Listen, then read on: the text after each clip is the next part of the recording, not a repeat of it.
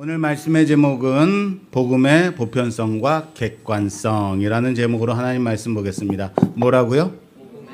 이럴 줄 알았어요. 좀 어렵죠? 제목이. 복음의 보편성과 객관성.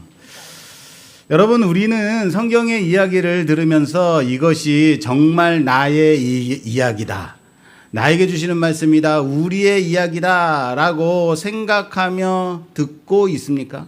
어쩌면 저기 아주 먼 곳 나와 전혀 상관없는 그런 곳의 이야기다 라고 치부하며 한 귀로 듣고는 흘려보내고 있지는 않습니까? 성경은 하나님의 말씀을 성경이 하나님의 말씀임을 믿으십니까? 이 하나님의 말씀이다라는 것, 이 하나님의 말씀을 이제 로고스라고 말합니다. 뭐라고요? 로고스. 이 로고스가 육신을 입고 이 땅에 오신 분이 누구시다? 바로 예수 그리스도입니다. 로고스가 말씀이 육신이 돼서 예수 그리스도.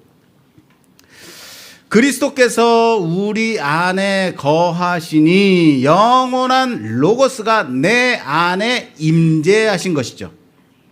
그리스도께서 내 안에 로고스가 임재하신 거죠. 그리고 그 로고스, 말씀 되신 예수 그리스도께서 오늘 내게 구체적으로 들려주고 선포되는 순간, 다시요, 그 설교의 말씀이 내 귀에 들리는 순간, 그것을 우리는 뭐라고 하냐면 레마라고 부릅니다. 뭐라고요? 레마. 레마는 지금 내게 선포되어지는, 설교되어지는 그 말씀, 감동의 말씀, 내게 들려지는 말씀을 레마라고 하는 거예요. 이것을 우리는 보통 설교라는 방편으로 듣게 되죠. 그것이 일반입니다. 그러므로 오늘 우리는 하나님의 말씀이 내게 들려지는 그 레마의 시간을 갖는 거예요. 나에게 들려지는 하나님의 말씀의 시간. 그러므로 우리와 아주 전혀 상관없는 밀접하고 직접적인 시간이 지금 이 시간이라는 사실을 믿으시길 바랍니다. 그러므로 성경이 저기 먼 알지도 못하는 나라의 이야기로 듣지 마시라고요. 실제 역사는 서로 간에 연결이 되어지고 있다라는 것. 그것을 우리는 알아야 돼요. 정말 역사가 서로 간에 연결이 되어지고 있나 볼까요? 지금으로부터 약 한 130년 전에 고종 때, 대한제국 고종 때에 경복궁에 뭐가 설치가 됐냐면 전깃불이 설치됐어요. 그때 이 전깃불은요, 누가 만든 거냐면요, 에디슨이 발명한 에디슨이 발명한 그 전구였어요. 그리고 에디슨의 회사가 와서 전기를 놨어요. 고종 때. 물론 에디슨은 전깃줄을 가지고 직접 가져온 건 아니지만 그 회사에서 설치를 했다라는 거예요. 만약에 에디슨이 직접 왔다면 아마 고종에게 사인해달라고 하지 않았겠는가. 그래도 그 불빛, 그 에디슨이 발명했던 그 불빛이 어두웠던 대한제국에 분명히 조선을 세계와 연결시키는 불빛이 되었죠. 여러분, 예수님이 베들레헴에서 태어나셨던 그때 그 시간, 우리나라 이 한반도에서는 어떤 일이 벌어졌는지 아십니까? 고구려 백제 신라가 막 태동에서 세워지고 있던 때가 그때예요. 삼국시대 시작하던. 예수님은 구유에서 응애응애하고 우셨겠죠.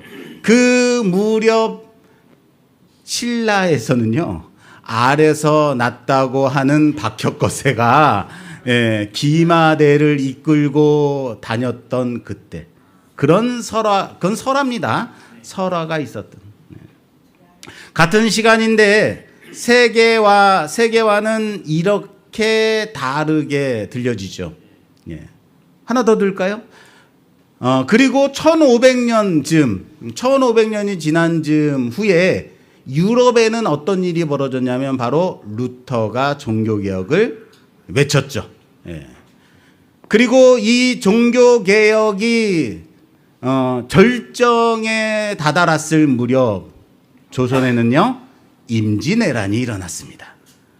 그래서 서양에서는 믿음으로 말미암아 의롭게 된다라는 그 외침이 일어났을 때 조선에서는 왜군을 물리쳐야 된다라는 외침이 들려졌겠죠. 여러분 이렇게 연결하니까 재밌지 않습니까?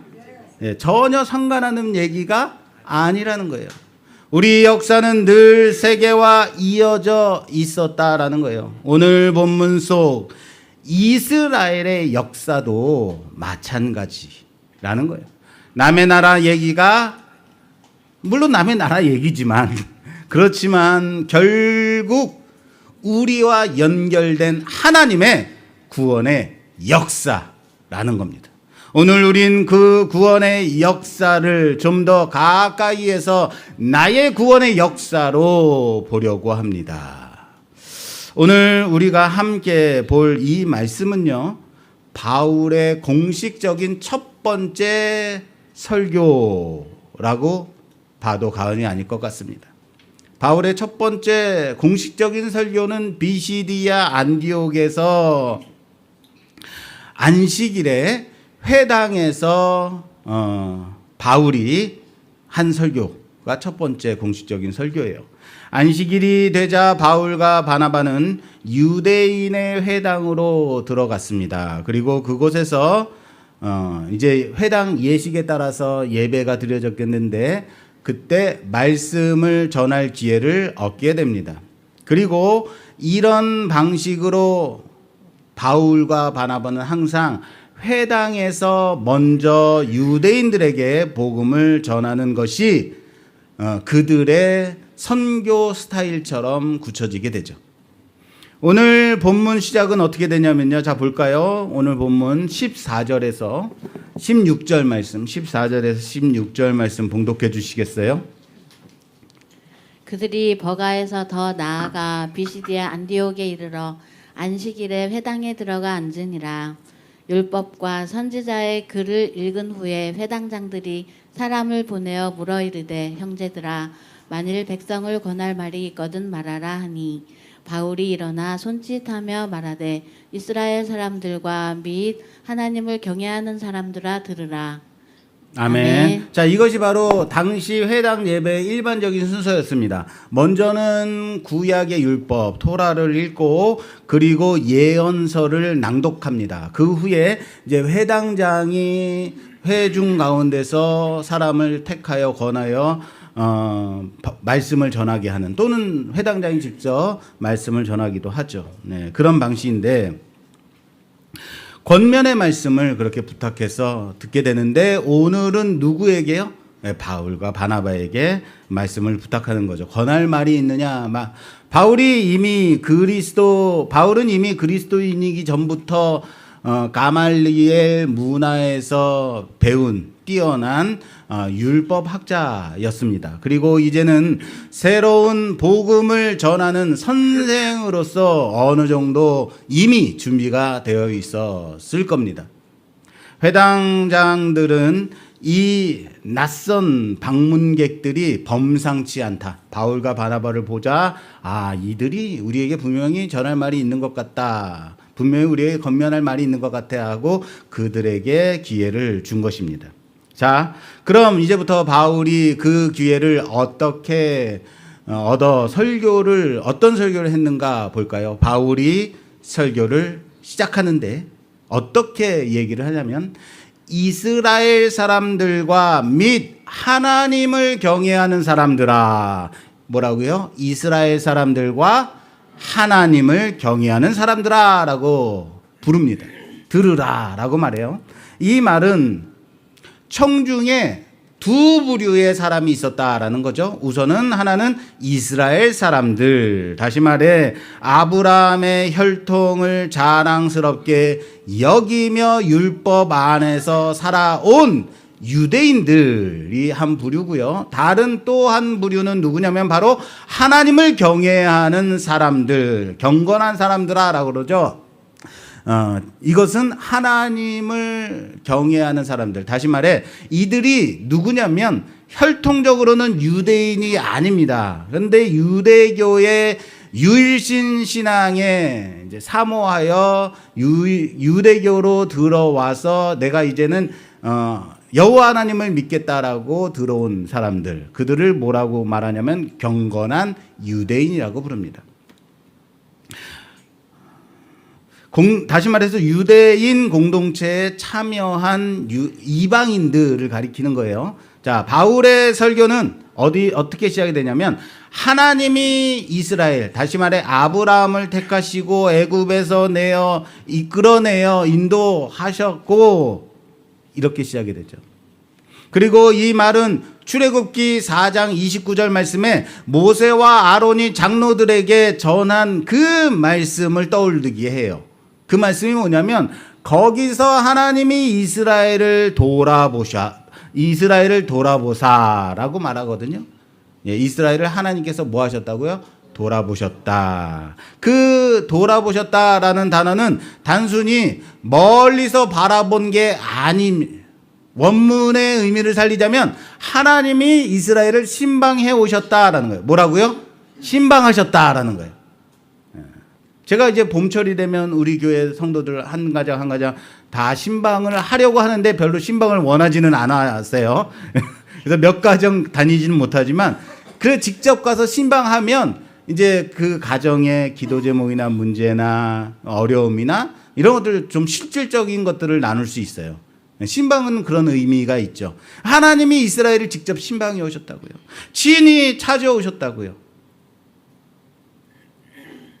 하나님의 적극적인 신방의 결과로 어떻게 되냐면 이스라엘을 애굽에서 이끌어내셨다라는 겁니다. 그리고 오늘 본문 18절에 보면 여기에 40년간 그들의 소행을 참으셨다라고 말씀하고 있어요. 몇 년 동안? 40년 동안 그들이 하는 일을, 그들이 거역하는 일을 참으셨다라고. 이 참으시고라는 이 단어는 단순히 참고 인내하셨다라는 의미로 끝나지 않습니다. 적극적으로 보자면 이거는 뭐라고 할까요? 아이를 먹이고 돌보셨다라는 의미를 가지고 있는 단어예요. 그래서 하나님은 광야에서 이스라엘의 불평을 그냥 참고 견디셨다라는 의미뿐만 아니라 적극적으로는 엄마가 아기를 안고 젖을 먹이시듯이 입히시듯이 그렇게 했다라는 의미. 그냥 참고 끝낸 게 아니라고요. 저는 그렇게 우리 아이들에 대해서 그렇게 하지 못했는데 제 아내는 그것을 참 잘했어요. 그러니까 어렸을 때 저는 너무 젊었을 때 아이를 낳아가지고 그런지 몰라도 우리 애들이 울면 이렇게 어르다가 좀 막 짜증이 나더라고요. 막 짜증이 나는 것이 이제 내게 보이는 거죠. 그럼 아내는 내게 줘, 내가 안을게 하고 그거를 다 이렇게 하는 거 봤어요. 확실히 엄마랑 아빠랑은 좀 다르다라는 것을 느껴요. 엄마는 아무리 아기가 짜증내고 그래도 계속 울고 보채도 어떻게 해요? 끝까지 안고 어르고 젖 먹이고 그러죠. 그렇습니다. 참으심과 돌보심, 이것이 바로 하나님의 은혜의 방식이라는 사실을 믿으시길 바랍니다. 이 말씀을 듣고 있는 특별히 이스라엘의 사람들, 유대인들의 마음으로 한번 들어볼까요? 하나님이 이스라엘을 아브라함을 통해서 어떻게 택하셨는지, 하나님이 너희를 어떻게 종되었던 애굽 땅에서 인도하여 내셨는지, 약속의 땅으로 너희들을 어떻게 들어가게 하셨는지, 어떻게 사무엘을 마지막 사사로 세우시고 그리고 왕조를 일으키셨는지, 다윗 왕을 세우셨는지, 그들의 역사를 쭉 길게 나열하고 들려주고 있는 겁니다. 자, 여기까지는 회당에 있는 유대인들이라면 누구나 쉽게 이해할 수 있는 내용이죠. 왜? 그들의 역사니까, 그들의 얘기니까. 그리고 이스라엘의 역사의 말미에 그들이 지금 듣고 있던 그 회중들이 듣도 보도 못했던 아주 생소한 결론으로 이끌어가고 있습니다. 그것은 그들이 그토록 기다렸던 다윗의 후손에서 구원자 메시아가 오셨다라는 거죠. 그리고 그가 바로 예수 그리스도이심을 선포합니다. 이것이 지금 그들에게 지금 듣고 있는 이 비시디아 안디옥에서 듣고 있는 유대인들에게 생소할 것이다라고 얘기하는 이유는 예루살렘 인근 유대 지역에 있는 이 유대인들에게는 아주 익숙한 이야기, 사건들로 다가오겠지만 저 먼 비시디아 안디옥까지 그 이방 만리에까지 이 소식이 아직은 들려지지 않았을 것이다. 이기 때문에 그들은 아주 생소한 얘기를 들었을 거다라는 거예요. 지금처럼 스마트폰만 딱 열면 텔레비전 딱 틀면 뉴스가 나오고 막 이런 얘기가 아니란 말이에요. 그죠? 그런데 예루살렘의 지도자들이 어떻게 했다고요? 예수를, 그 메시아를 알아보지 못했다. 그리고 그를 죽였다. 하나님은 그를 다시 살리셨고 그로 인하여서 믿는 자들에게 의롭다 하셨다. 이 모든 이야기의 최종 결론이 무엇입니까? 모세의 율법으로는 누구도 의롭게 될 수 있다 없다? 없다라. 그러나 이 예수를 믿는 모든 사람들은 누구나 죄에서 벗어나 의롭게 된다라는 결론인, 예수를 믿는 모든 자들은 의롭게 된다는 사실을 믿으시길 바랍니다. 자, 그럼 이 설교를 그때 당시에 그 현장에서 여러분들이 이방인으로서 듣고 있었다면 어떤 생각이 들까요? 한번 상상해 보세요. 생각해 보세요.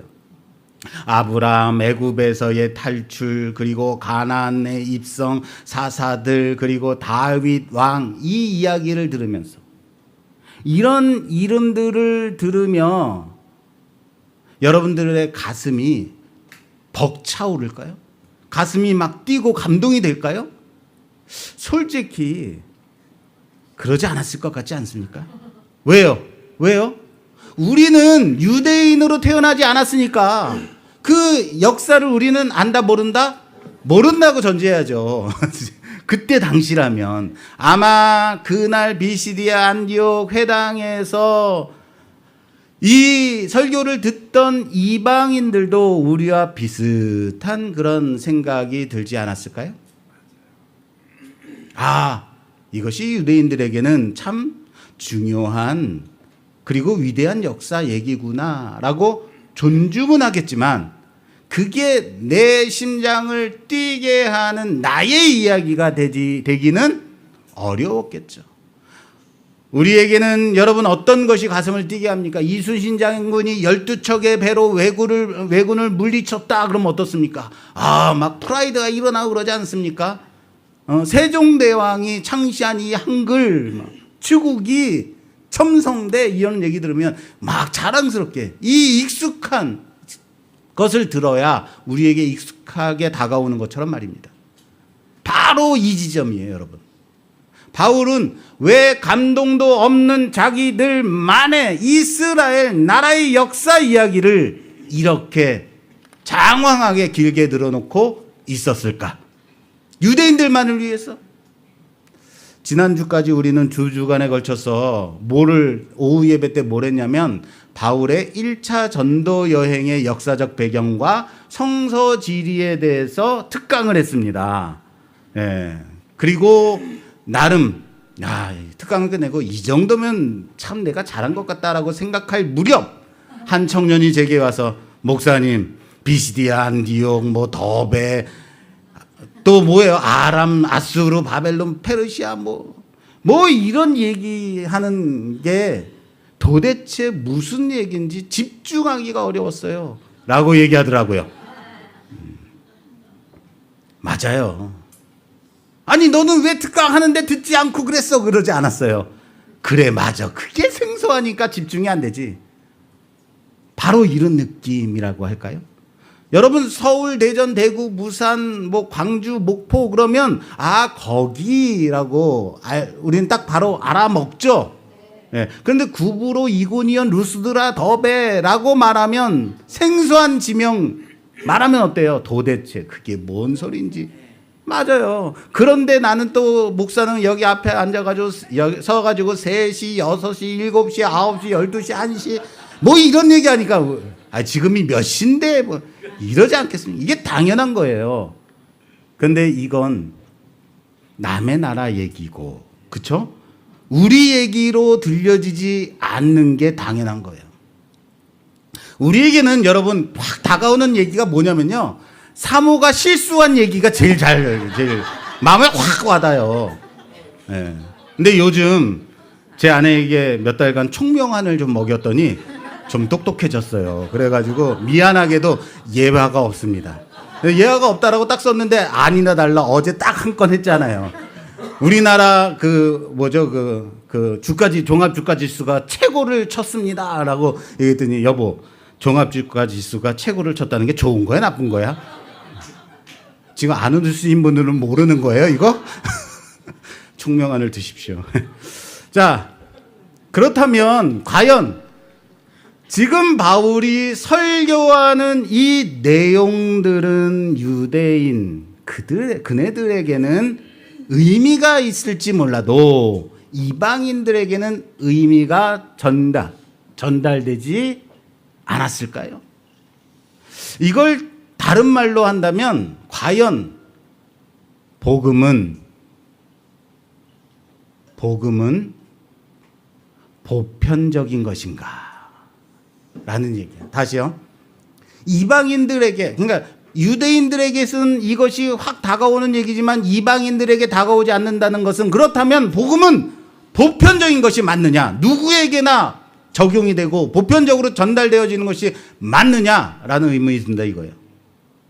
제가 어릴 적에 이제 전도해라 그래서 전도를 하는데 내 말을 듣던 친구가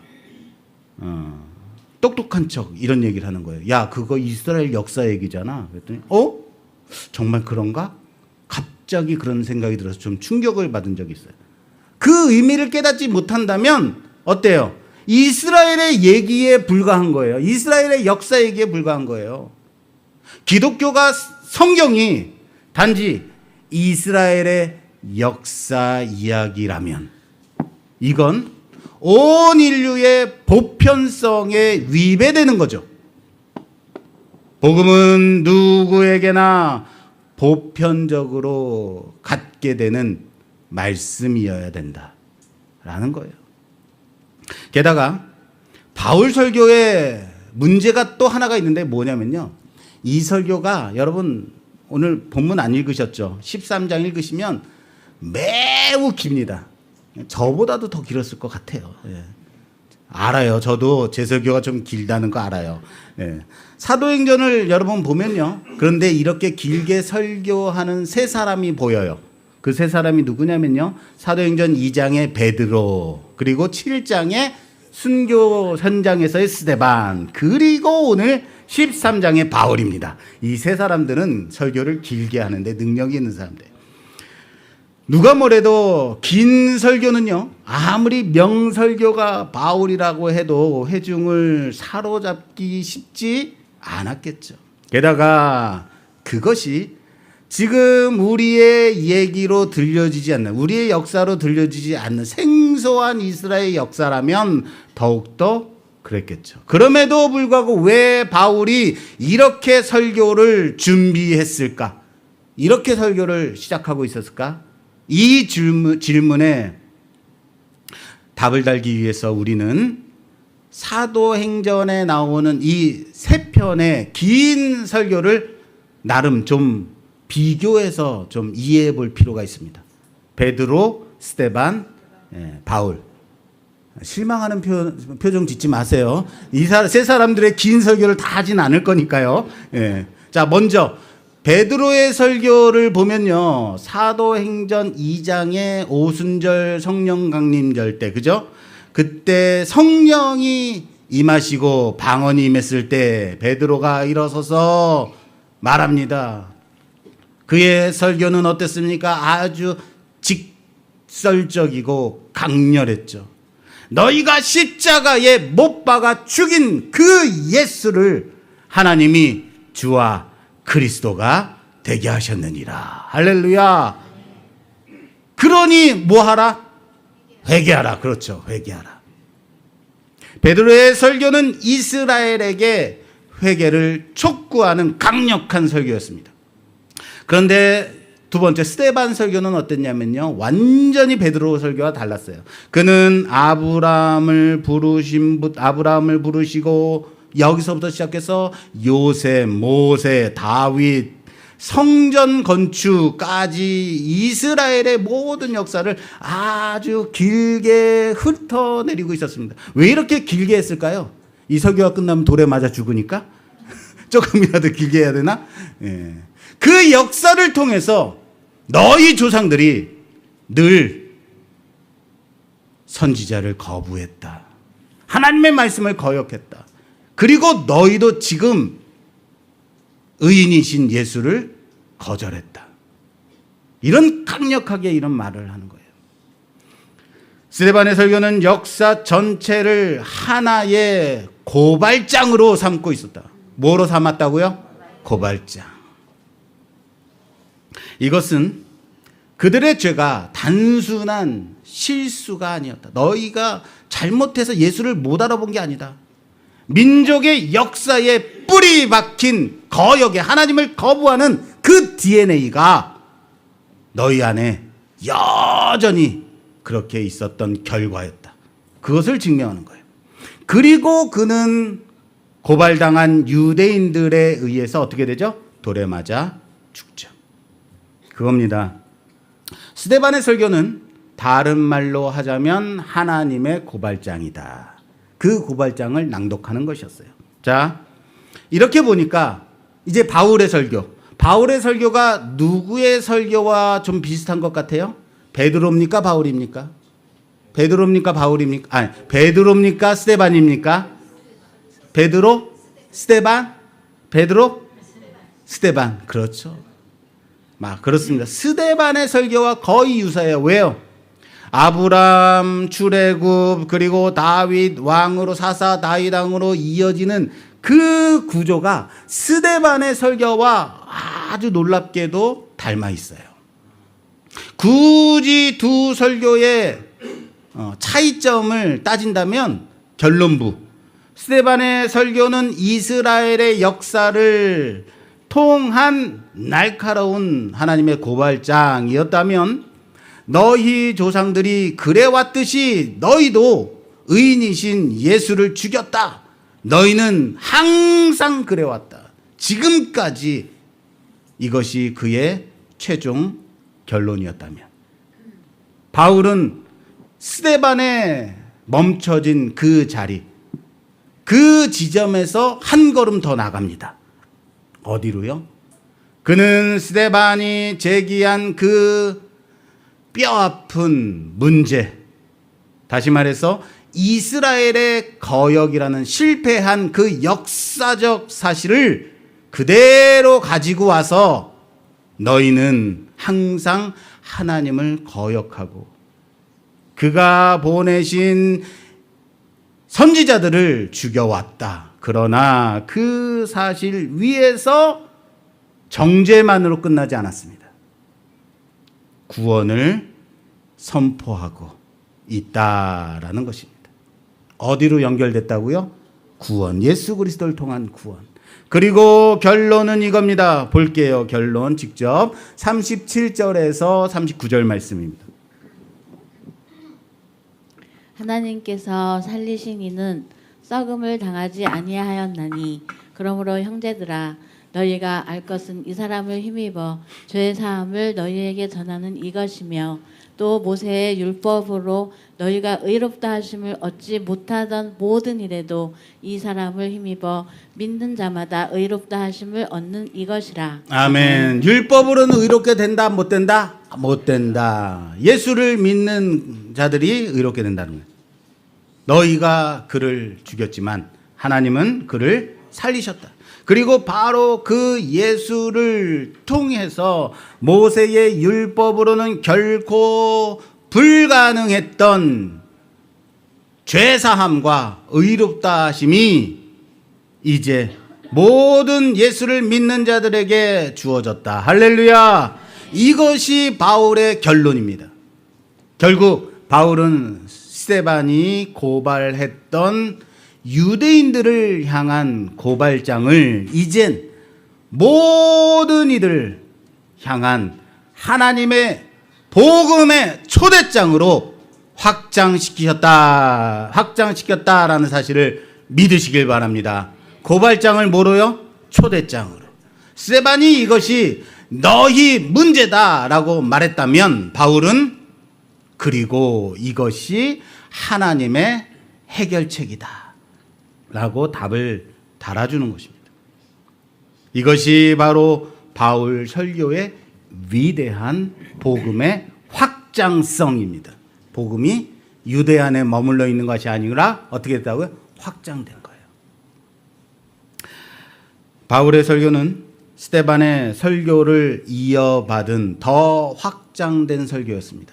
그런데 여기서 여러분 충격적인 부분이 보이지 않습니까? 바울의 설교는 스데반의 설교, 그죠?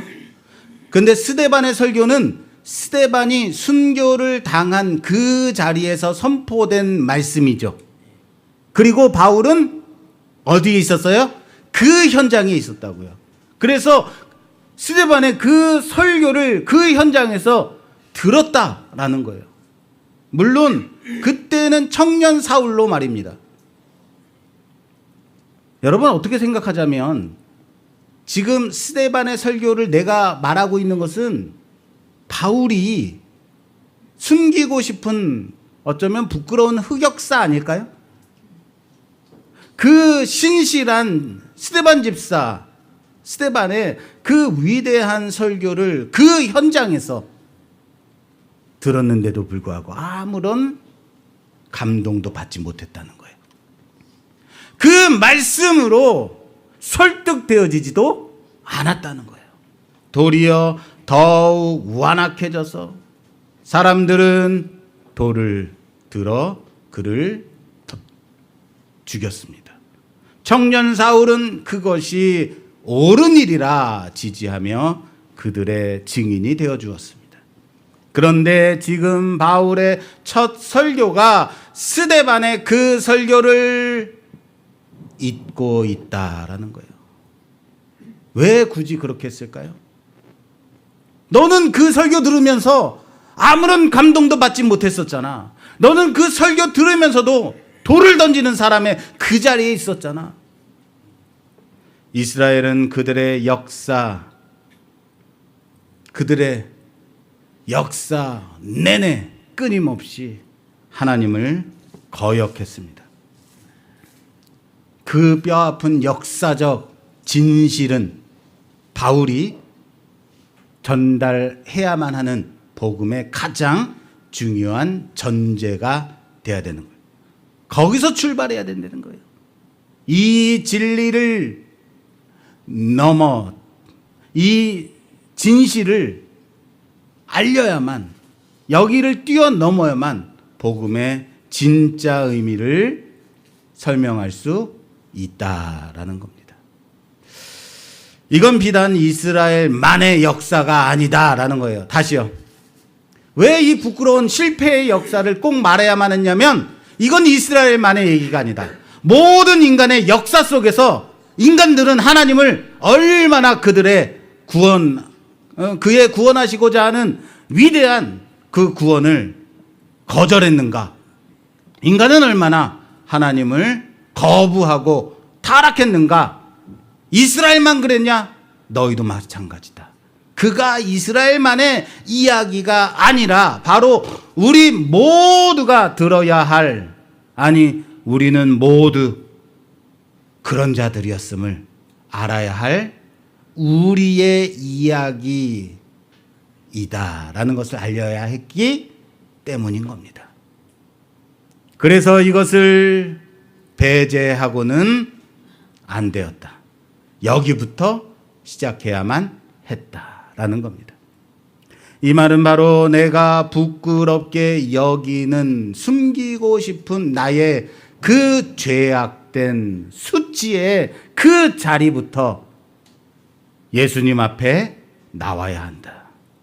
그 더러움과 부끄러움, 나의 상처와 그 아픔을 위로하고 회복시켜 거기서부터 새로운 그리스도로 인한 생명이 시작돼야 되는 그 자리가 바로 여기다라는 것을 말하는 겁니다. 괜히 여기 사랑하는 여러분 여기 앉아서 거룩한 척만 하지 마십시오. 내가 아무것도 아니었음을 고백해야 된다고요. 그걸 드러내야 된다고요. 주님 앞에 어린아이 같이 펑펑 울 용기가 있어야 됩니다. 옆 사람이 내 우는 모습 보면 어떡하지?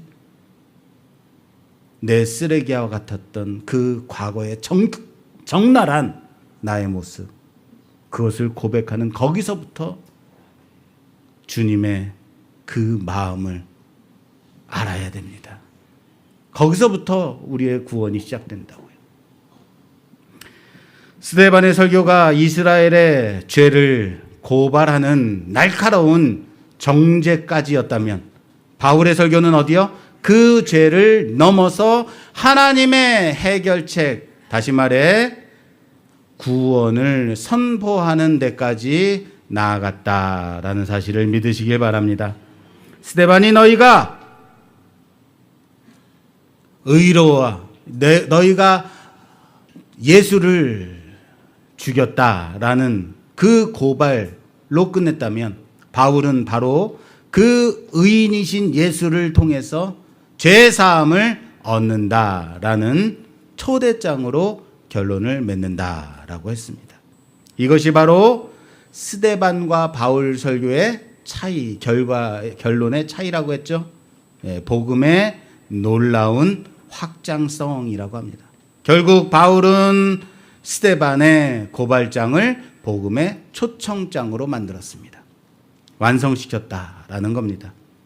스데반의 설교가 분노하는 유대인들을 향했다면 바울의 설교는 이제 유대인을 넘어서 모든 믿는 자들에게 주어지는 복음의 선포, 초청장이 된 것입니다.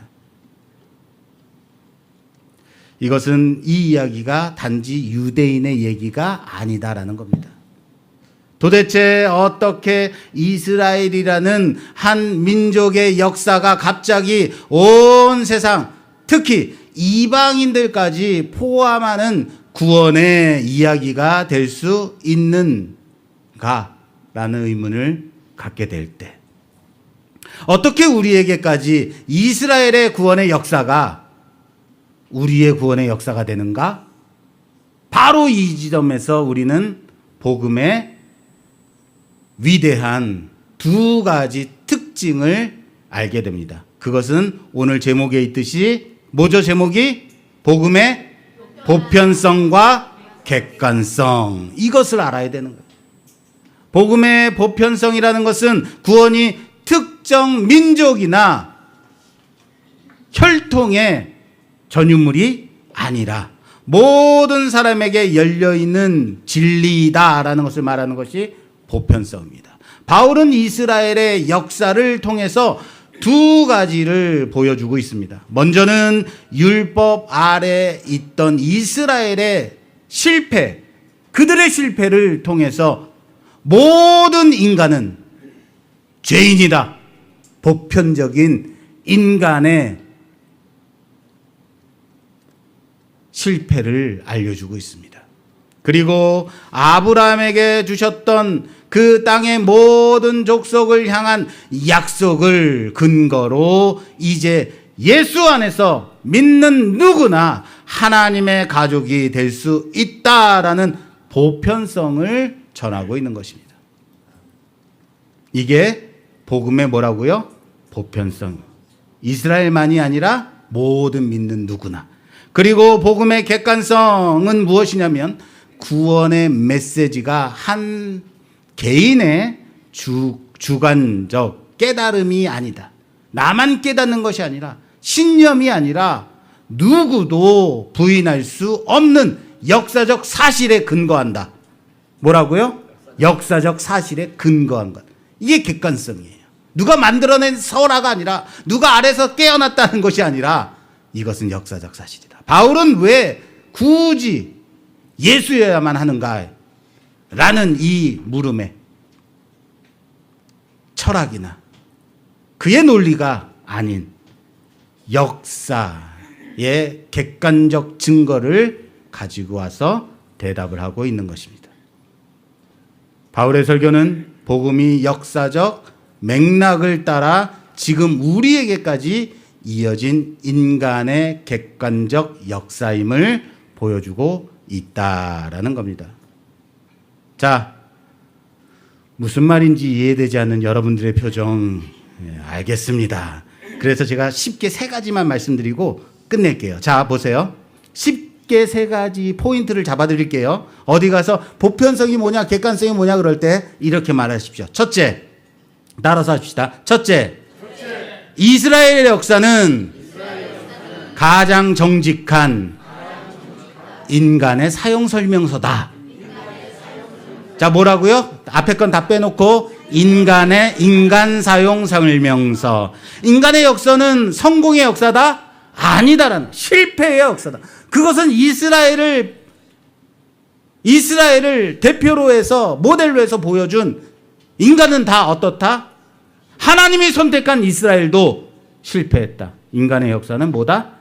실패다. 인간의 역사는 모든 인간은 죄인이며 스스로의 힘으로는 하나님 앞에 의롭다 할 육신이 있다 없다? 없다라는 겁니다.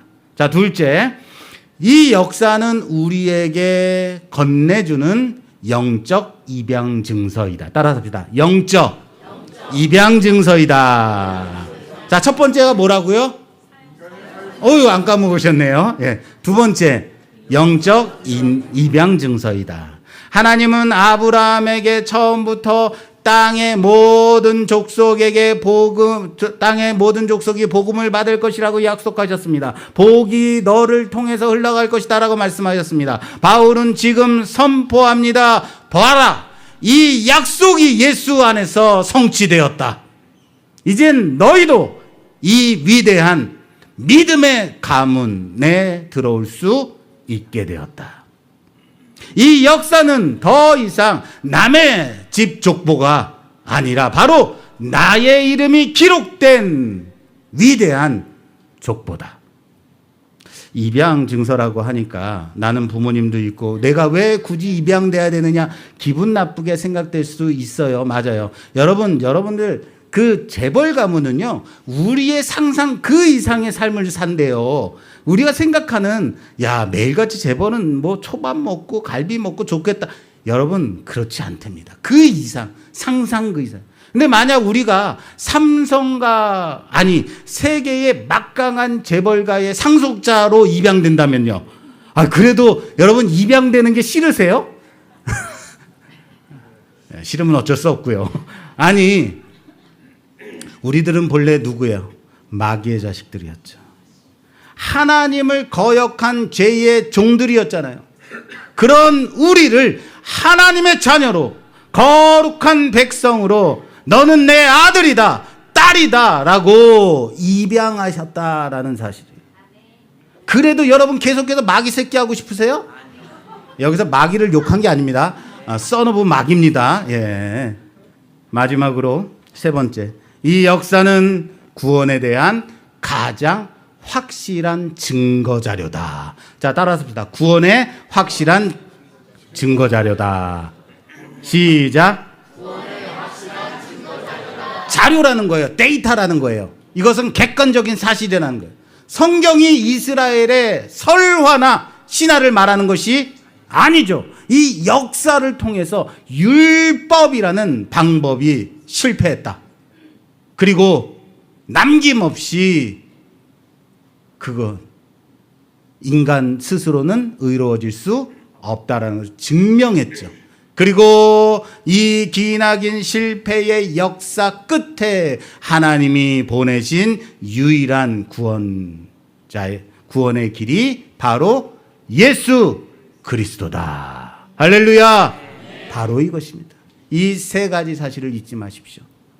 말씀을 맺겠습니다. 오늘 우리는 비시디아 안디옥의 한 회당에서 시작된 바울의 기나긴 설교를 통해서 긴 여행을 했습니다. 돌에 맞아 죽은 스데반의 그 메시지가 어떻게 박해자 바울의 입을 통해서 다시 살아나는지를 봤습니다. 이스라엘의 죄를 고발하던 날카로운 그 고발장이 어떻게 유대인을 넘어 이방인 우리 모두를 향한 복음의 초대장으로 완성되었는지를 봤습니다. 그리고 마침내 우리를 지루하게 만들었던 그 길고 낯선 이스라엘의 역사가 더 이상 남의 나라의 역사가 아니라 바로 나의 구원의 이야기임을 깨닫게 되었습니다. 그 역사는 우리의 실패를 비추는 인간 사용 설명사라고 했습니다. 우리를 하나님의 가족으로 하나님의 자녀로 부르시는 영적 입양 증서라고 했습니다. 예수가 유일한 구원자임을 증명하는 가장 확실한 증거 자료임을 믿으시길 바랍니다. 이제 우리는 우리 스스로에게 한 질문을 해봅니다. 여전히 모든 것을 나와는 상관없는 오래된 종교 이야기로 치부하며 구경꾼으로 남을 것인가? 아니면 오늘 이 구원의 역사를 나의 구원의 역사로 받아들이고 믿을 것인가? 그 초대장에 응답하며 하나님의 자녀가 되는 권세를 누릴 것인가? 복음은 한 민족의 전유물이 아닙니다. 그것은 역사를 통해 증명되어진 예수 그리스도의 십자가와 부활로 완성되어진 오늘 이 시간을 사는 우리 모두에게 차별 없이 주어진 하나님의 객관적인 진리의 말씀이며 보편적인 선포임을 믿으시길 바랍니다. 이 선물을 믿음으로 받아 율법이 아닌 오직 예수 그리스도를 믿음으로 말미암아 주어진 죄 사함과 영원한 영생 가운데 감격하며 오늘 하루를 믿는 자로 구원받은 백성으로 살아가는 우리 모두가 되기를 주님의 이름으로 축원합니다. 축원합니다.